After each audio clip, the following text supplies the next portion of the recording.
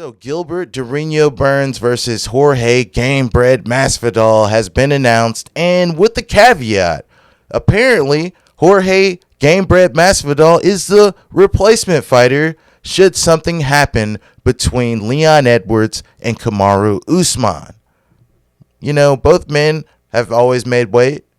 Both men have always showed up. So barring an injury, I don't see anything happening.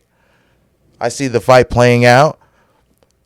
But let's talk about that, because we all know that the two-piece in the soda incident with Jorge and Leon is there, something that the UFC can sell should they need to switch up the fight on short notice.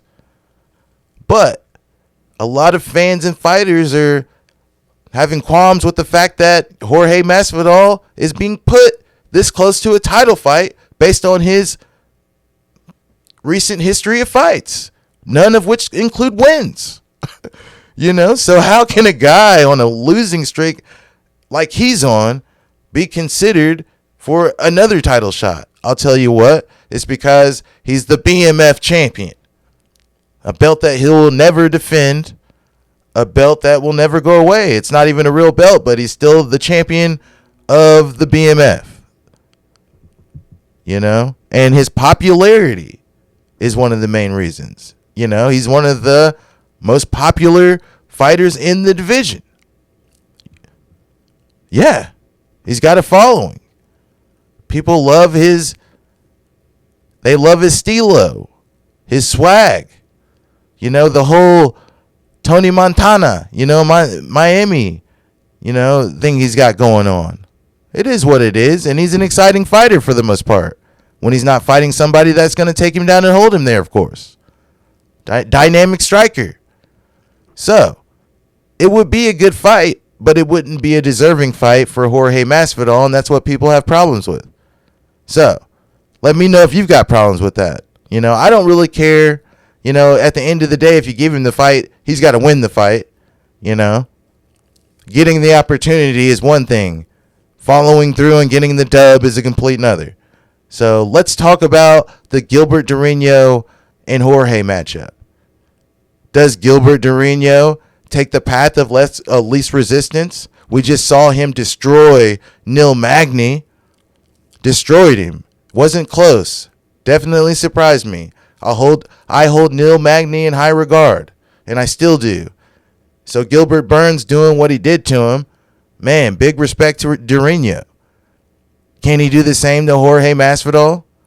Well, I don't know if I would put his wrestling acumen up there with Colby Covington, but Colby Covington seemed to have his way with Masvidal, and historically, the fights that Masvidal has lost are against guys that were able to take him down and control position.